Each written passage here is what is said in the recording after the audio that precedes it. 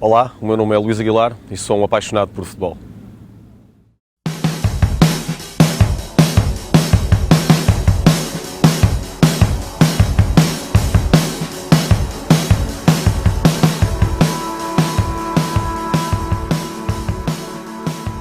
Luís Aguilar, muito obrigado por ter aceitado este nosso convite para a rubrica do Sapo Desporto Futebol de Palavra, onde falamos com pessoas que são apaixonadas por futebol e escrevem sobre futebol. E por isso queria compreender, em primeiro lugar, de onde é que vem essa paixão pelo futebol? Olha, em primeiro lugar, obrigado. Essa paixão vem de família, vem do meu pai. Eu tive o privilégio de nascer dentro de uma casa que era uma verdadeira biblioteca e videoteca de futebol, onde tive acesso àqueles grandes nomes do jogo que eu não vi jogar, porque ainda não era nascido. Di Stéfano, Pelé, Cruyff, Beckenbauer, tantos outros. A partir daí, além de ter todos esses vídeos, fui também desenvolvendo um interesse pelo futebol escrito.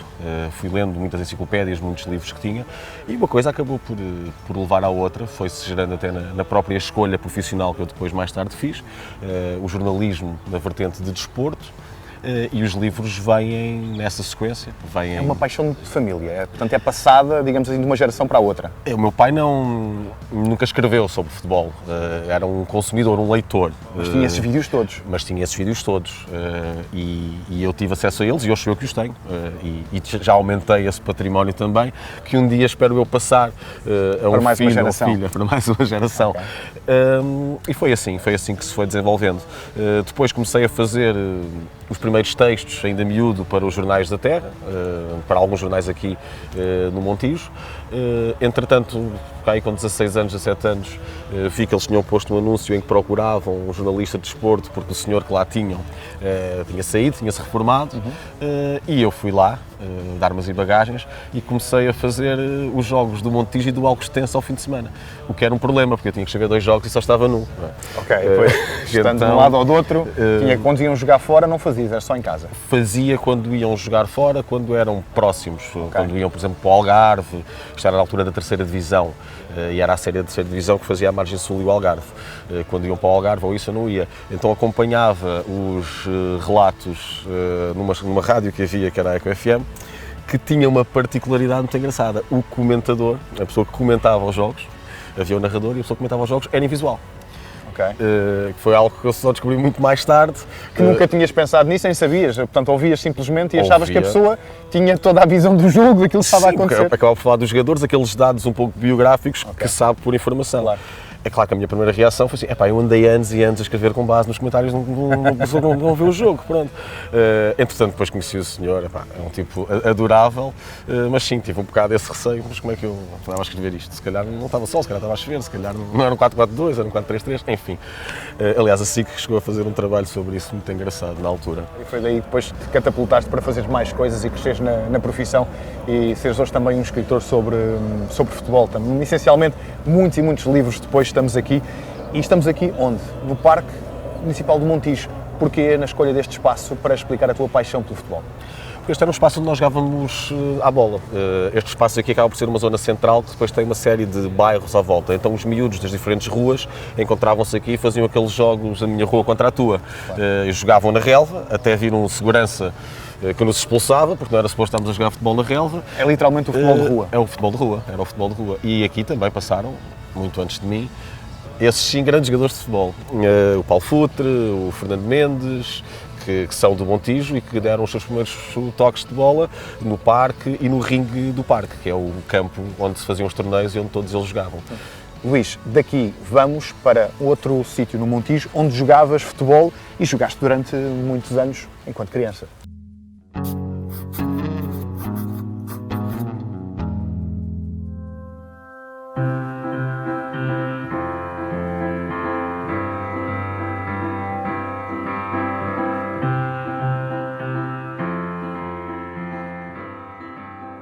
Luís, do Parque Municipal do Montijo, viemos até ao campo da Brasília, onde passaste grande parte, digamos, da tua infância, juventude, a jogar dos 8 aos 16.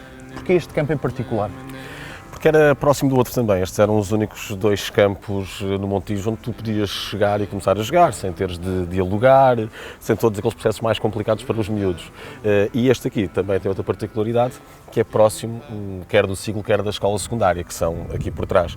E, portanto, muitas vezes, quando havia aqueles buracos, aqueles furos de 1 hora, agarrávamos na bola e íamos para aqui, a passar esse tempo. Ok. E lá está, estes muitas vezes terão sido alguns dos jogos da tua vida.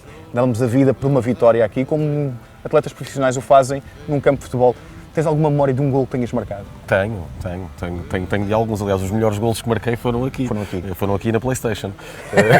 Quais é que foram melhores? Os da PlayStation ou estes aqui? Estes são sempre diferentes, né? Estes sabem sempre muito melhor. Lembro perfeitamente de um golo que marquei. Eu naturalmente gostava de me encostar ao flanco, por um lado para tentar apanhar as defesas de surpresa, por outro para descansar às vezes e para ninguém dar por mim, para recuperar o fogo.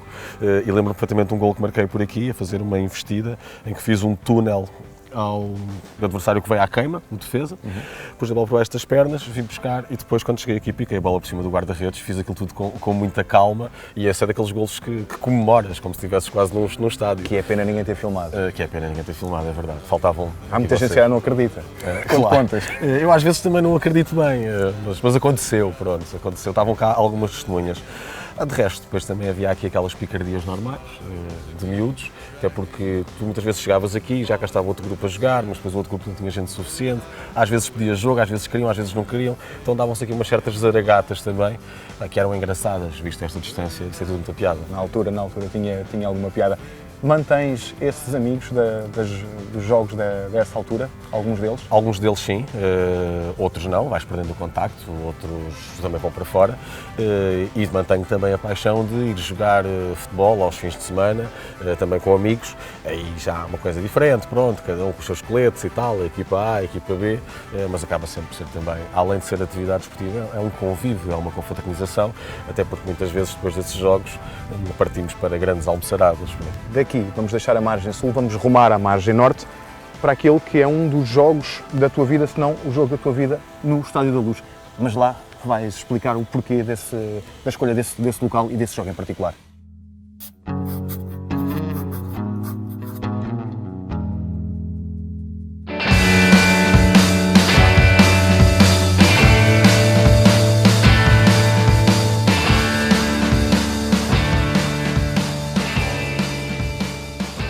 A verdade é que o jogo da tua vida, ou um dos jogos da tua vida, não foi neste estádio que o viste, foi no estádio mais antigo e vamos recuar até 91. Fala-nos desse jogo. Final, Portugal-Brasil, sub-20, somos campeões do mundo. A maior enchente que eu já vi num estádio, fosse na Luz, fosse no estrangeiro. Na altura a Luz tinha capacidade para 120 mil pessoas, estavam umas 140 mil, talvez à vontade. Havia gente sentada em todo o lado. Eu tenho uma imagem muito presente, que na altura a zona de jornalistas do Estádio da Luz tinha aquela cobertura em vidro e estavam adeptos sentados em cima disso, portanto havia gente por todo o lado. E depois foi daqueles...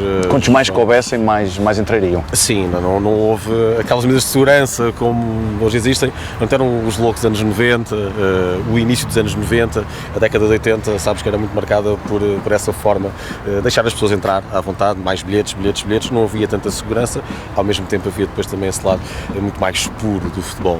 E foi um jogo imensamente dramático, os 90 minutos, mais prolongamento, mais penaltis, que depois é resolvido e é ganho com um penalti do Rui Costa, que tem aquela celebração dele em que vai a correr pelo estádio. Portanto, somos campeões do mundo de sub-20 e eu tinha 8, 9 anos nessa altura. Fiquei extasiado com aquilo, acho que não dormi durante os 15 dias seguintes. Cada vez que deitava, estava sempre a reviver aquele momento. Quem é que te proporcionou a oportunidade de estares com essa idade num jogo de tamanha importância? O meu pai. Vim com o meu pai e com o meu tio na altura.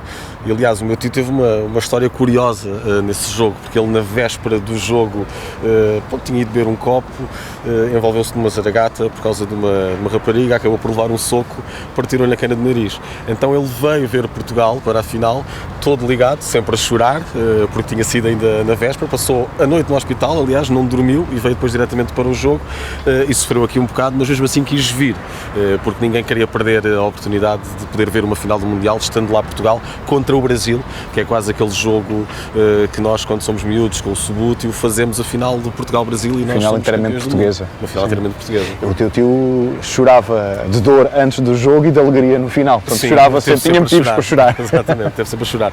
Mas sim, foi memorável, foi das noites mais fantásticas que já passei dentro de um estádio de futebol enquanto adepto, e essa certamente não esquecerei.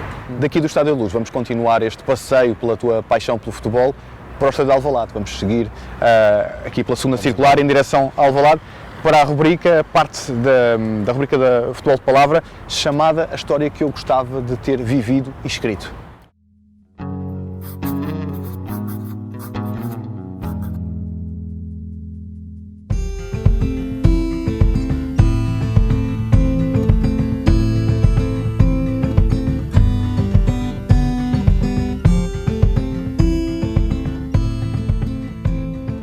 Terminamos este passeio pela tua paixão pelo futebol aqui no Estádio de Alvalade para contares uma história que não viveste.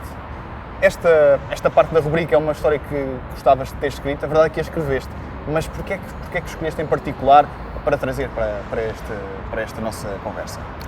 Esta é uma história que eu escrevi na biografia do Paulo Futre, é o português, e que conta um dos momentos mais quentes do futebol português, uma das transferências mais polémicas, que foi quando o Futre saiu do Sporting, ainda jovem, para jogar no Porto. E esse primeiro contacto acontece precisamente aqui. O Futre sai de um treino com o Manuel Fernandes, geralmente ele ia para casa com o Manuel Fernandes, porque o Futre vivia no Montijo e o Manuel Fernandes vivia lá perto, portanto dava-lhe boleia. E nesse dia ele disse ao Manuel Fernandes: espera, não vou, está ali uma pessoa que quer falar comigo. E esta pessoa era uma pessoa ligada ao Porto, que inicialmente foi falar com o Futre dizendo que tinha um interesse em vender uma casa na Costa da Caparica e o Futre que gostava de ir para lá de férias, se poderia estar interessado. Era tudo mentira esta abordagem, era uma pessoa do Porto que aparecia com uma proposta do Porto para levar o Futre para o Porto. E isto mostra um pouco como eram também nessa altura os bastidores destas transferências, destes grandes negócios. Acredito de certa forma ainda seja assim em alguns casos, e a verdade é que a partir daí, desse dia, deste momento, desta porta, inicia-se uma grande novela pelo verão fora, que acaba com o Futre a sair para o Porto e depois a fazer no Porto a carreira que toda a gente conhece, em que foi campeão europeu e que foi campeão nacional, e logo à partida, a partir do momento em que chegou, ganhou logo a titularidade e era o número 10, era a grande estrela da equipa, juntamente com o Macho, que depois também vem. E portanto, todos esses bastidores, todos esses negócios que vão sendo feitos um pouco na sombra do futebol, acontecem muitas das vezes nas formas mais inesperadas, nos locais mais inesperados. Vejam bem o atrevimento que é um clube que quer contratar um jogador, manda alguém da sua parte ao estádio, vem aqui à porta, vem aqui buscá-lo, basicamente. Fazem a proposta e acaba por ser assim. Na altura, sei que o Futre ainda tenta falar com o Sporting para ter uma proposta de renovação, e a ideia do Sporting era dispensá-lo para a Académica, e ele não queria.